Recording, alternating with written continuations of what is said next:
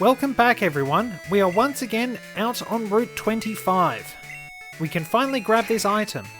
I've got Torture back in the team, not that he'll be as much help against the gym leader. I'll hold on to that protein for Gibson. Anyway, as you can see, Misty is down there, on a date. Wander along, and we'll be spotted, and she'll come and chew us out.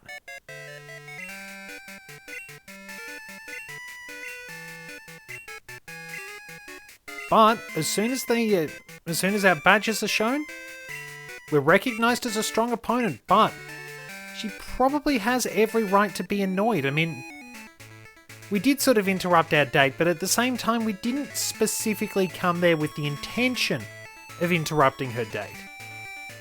Now it's worth noting you might not realise she's up there. You may have to find information around Cerulean City once you've actually done the power plant sequence, If you go up there after you've done the power plant sequence, then you'll find her fairly easily. But today is all about the gym battle. I will be keeping Mersey in the lead, and we can find we've run out of item storage space. Just bear with me a tick.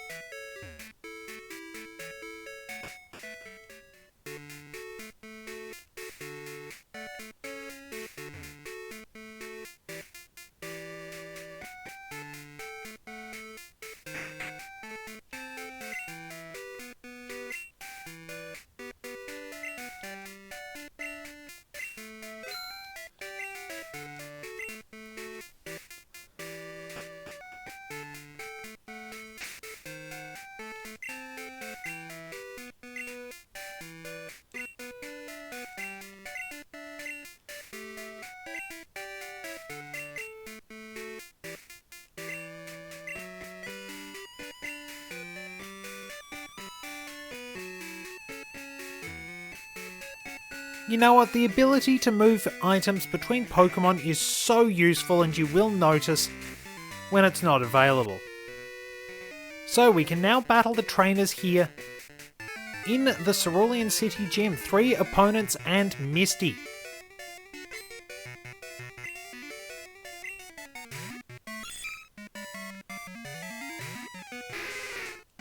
Horsey is reasonably durable, but Mersey should be able to take it out pretty easily. Its defense is okay. Not very good special defense. However, that special defense does jump up drastically when it becomes Kingdra.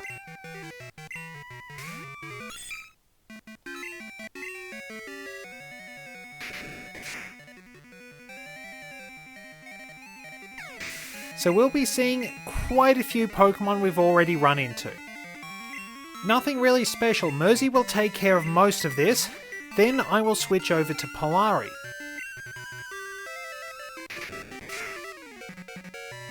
I believe you could actually walk all the way around the gym to get to battle Misty. There we have Twister, a reasonably common dragon-type move. Not very strong, only 40 base power, but sort of useful.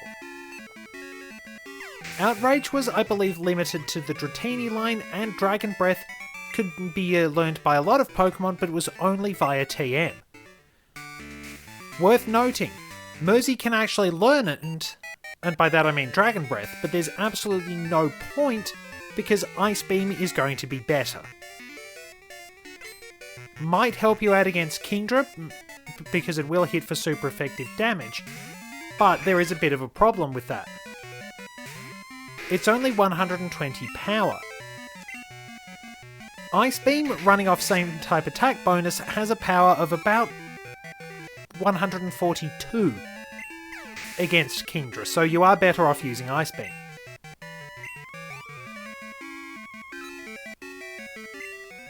And so with all those nerdy statistics done, we can finish beating up some goldfish.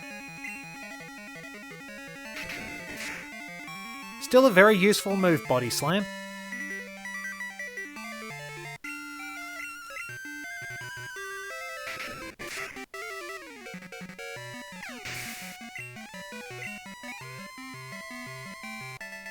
So there we go. 2 down, 1 to go, and then we can battle Misty.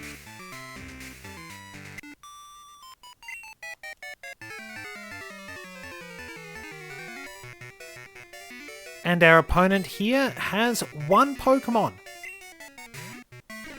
Golduck.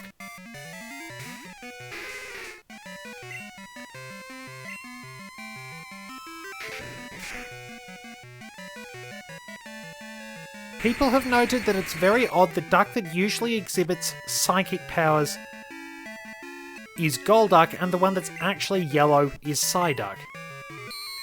But that would just be nitpicking.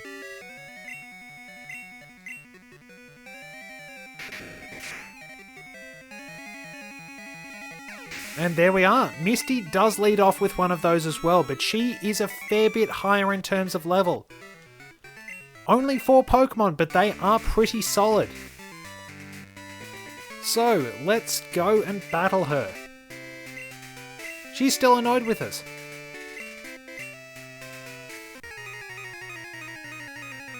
And just like in the original games, she can be a difficult opponent. She leads out with Golduck. And her Pokemon do pack powerful water-type moves. However, Mersey is a bit faster than Golduck. Golduck probably isn't super fast. So, good start. If we can get Confusion and Paralysis, we will be sitting pretty.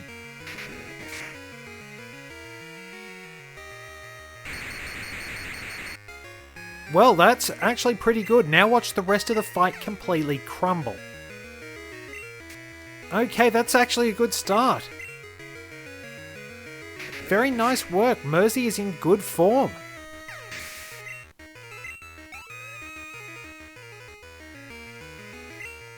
So, Quagsire, we probably do need to switch. I don't have any grass moves available.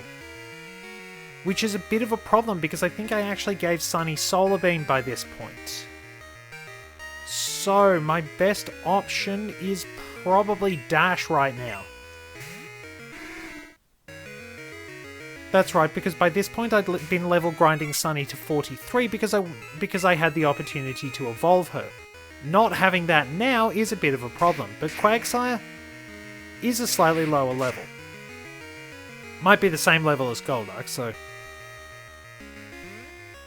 And in fairness, Dash has hit it pretty hard.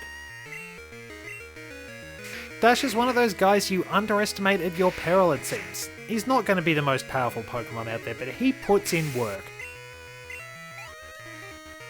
And look at that HP, that's simply fantastic. Now if they actually built some defenses around that, say if he had the Fur Coat ability or something like that, you could do a fair bit with it.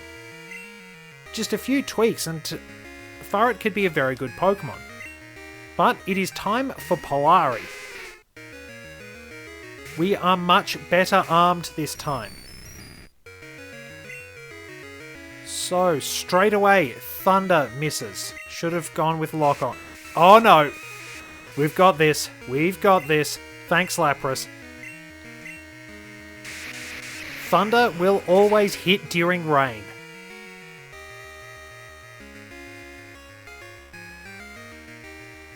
And with the Force Polari packs, Lapras goes down. And it is now time to bring up the boss spotlight for today. One of my favourite Pokemon and very versatile, Starmie.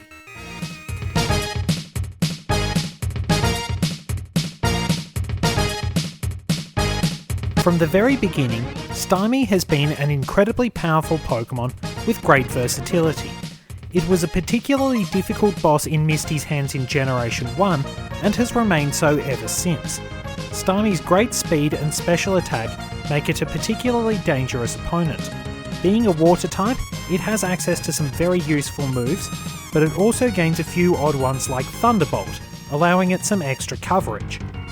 With its reasonable bulk, only let down by Starmie's slightly low HP, this is a serious force to be reckoned with.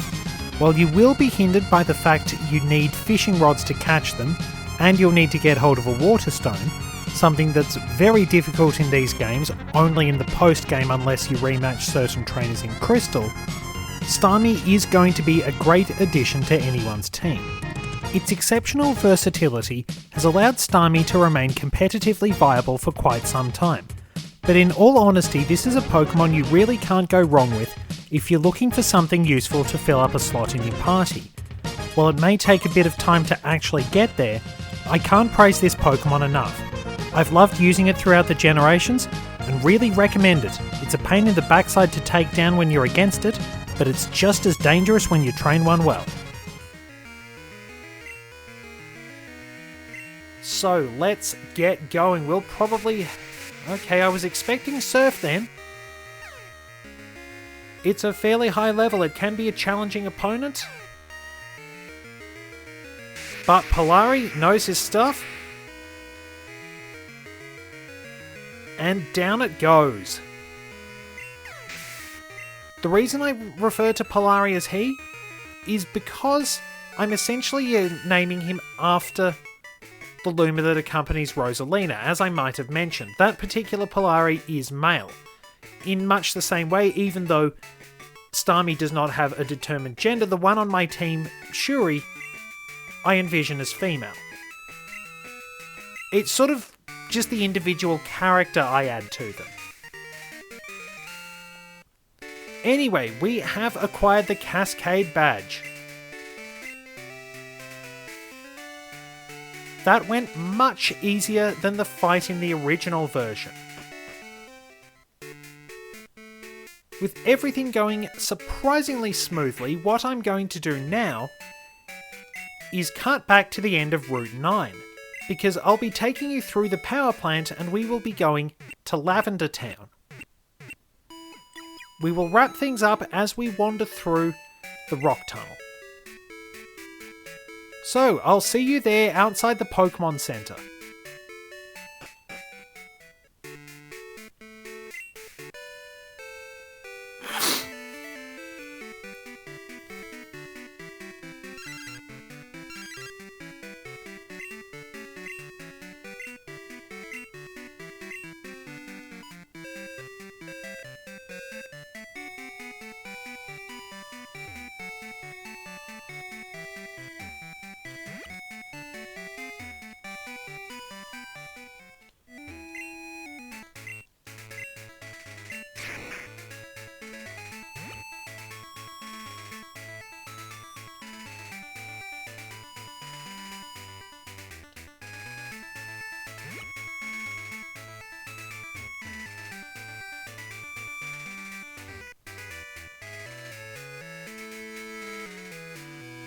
The team is fresh and ready to go.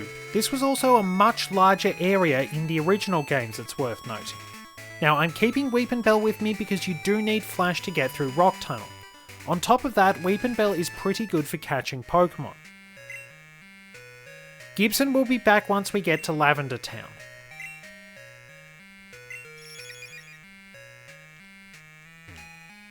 And sorry about that, I felt like I was going to sneeze, but I hate it when you're about to sneeze but don't. It sends that funny feeling right up in your sinuses. Anyway, Rock Tunnel, very sparse. Nothing in here except Pokemon and items, and we found Cubone. I probably should put Weepinbell in the first slot in the party.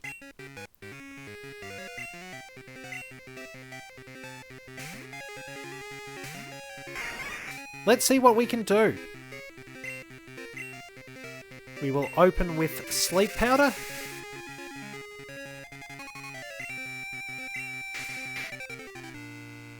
And then Cut is our best bet because Vine Whip will knock it out.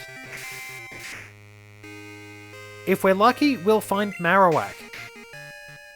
If we're very lucky, we'll find Kangaskhan, which I did in those lost recordings. And it didn't actually... Just great.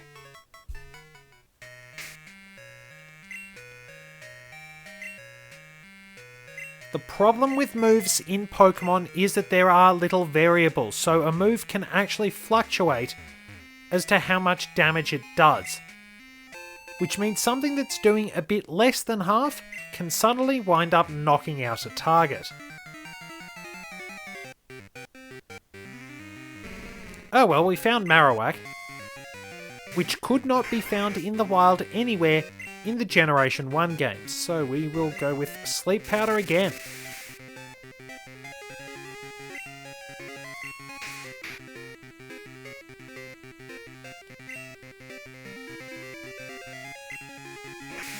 And Cut will slowly chip away at its HP.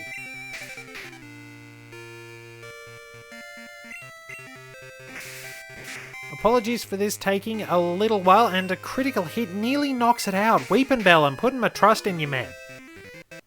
Sorry, lady. I think I tend to use man as sort of the catch-all term.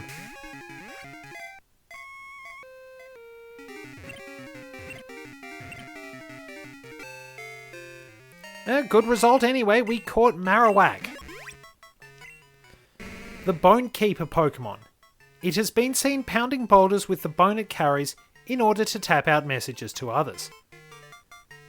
Particularly useful in all fairness, so let's see if we can actually run across Cubone again and Kangaskhan.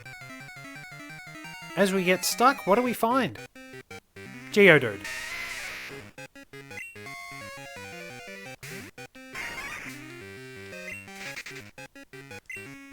Not very helpful.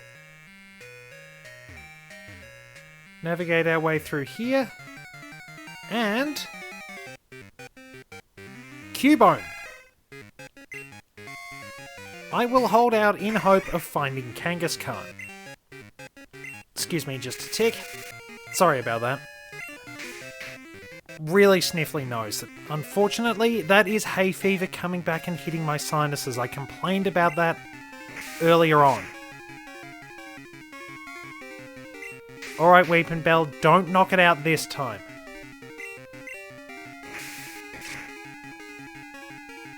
Oh, come off it!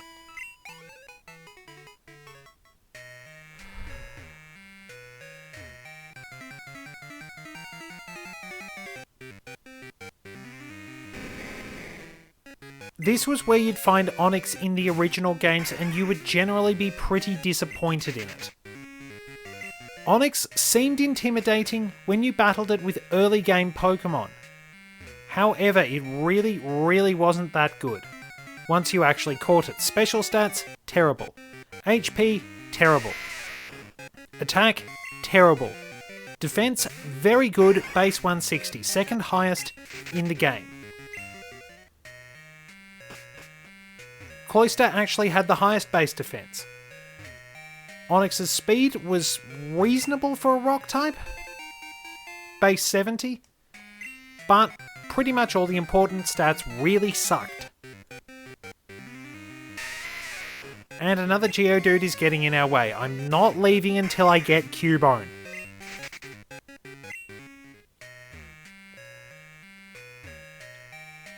Hidden item in there? Nope. Just a regular item. PP up, very useful. I gave Mersey a PP up for Ice Beam, so I'll save that for a move I want to teach Sunny. Geodude again.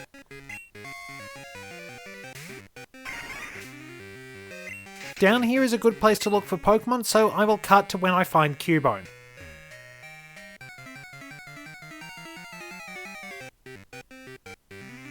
Or I will not cut because I found Kangaskhan. If I don't get Cubone, I don't mind. I mean, I probably will chase it anyway because it's a point of pride at the moment. So, Sleep Powder will do the trick. And slowly we'll chip away at it. I'll see how much Vine Whip does. So It's not very strong and obviously doesn't have very high PP. And yeah, that really didn't do much. Which I suppose is just what we want. Alright, now you're actually doing well, Weepinbell. A little overzealous with the Cubones, but you've had just the right timing with Kangaskhan and Marowak. So, Ultra Ball away!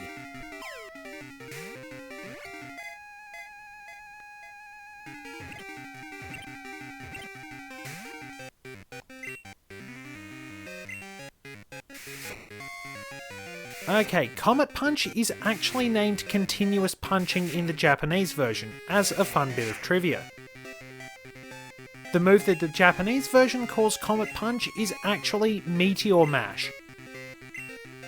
Which is why Meteor Mash will actually get a power buff from Iron Fist, should a Pokemon have it. That space association is also why Clefairy Clefable can learn it.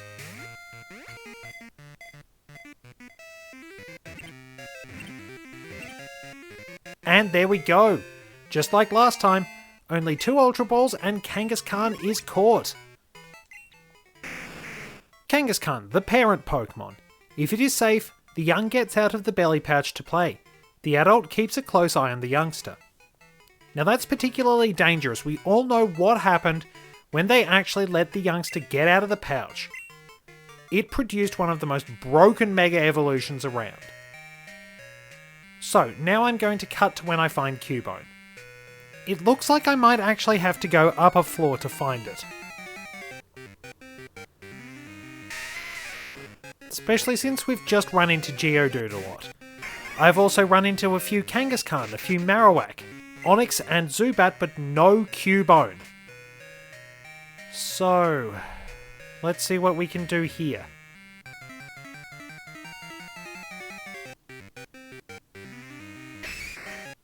Machop, which for some reason I haven't caught. I have to admit, on this file I didn't waste time going into Mount Mortar. So you have seen different me do that. But it doesn't apply to the current universe, really. At least we needed to catch Machop.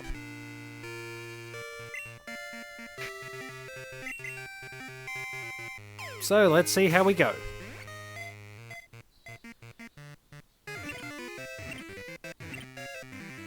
And got it first time. We're doing very well in that regard. We just need to get Cubone.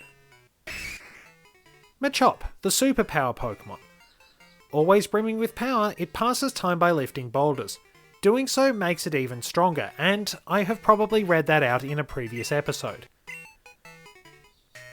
So let's get that Cubone. This is probably the last spot we can. And there is TM47 Steel Wing. You can find another copy of this later. And we've found Machoke. So we have managed to find pretty much everything except the one I want to catch. Which is just about typical, really.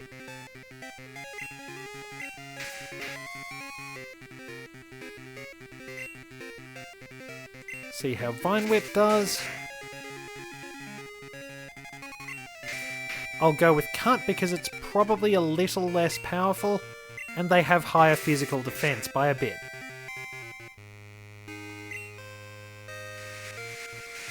Alright.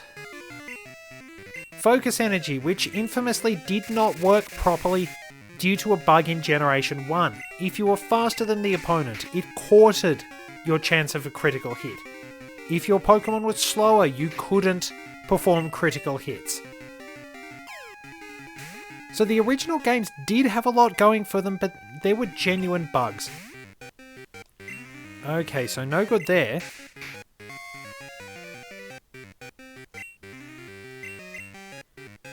And take 2.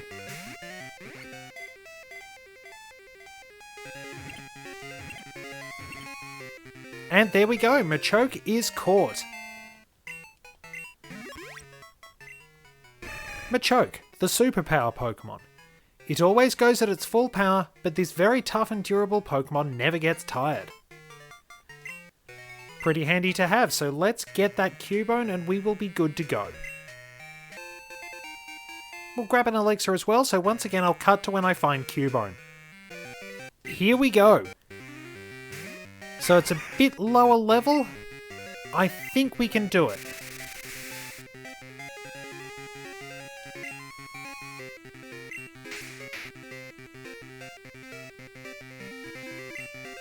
And let's see. Cut should do a reasonable amount of damage. Yep, that's a good range.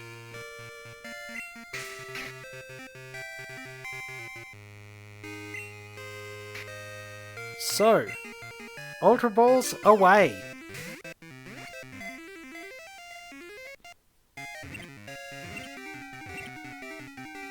And we've finally got what we were looking for. Cubone, the lonely Pokemon. If it is sad or lonely, the skull it wears shakes and emits a plaintive and mournful sound. So, a pretty good session of adventuring. We've beaten the Cerulean City Gym, we've run into one last wild Pokemon, and we've actually caught quite a few. If this was a Cubone, I would have been a little bit pissed off.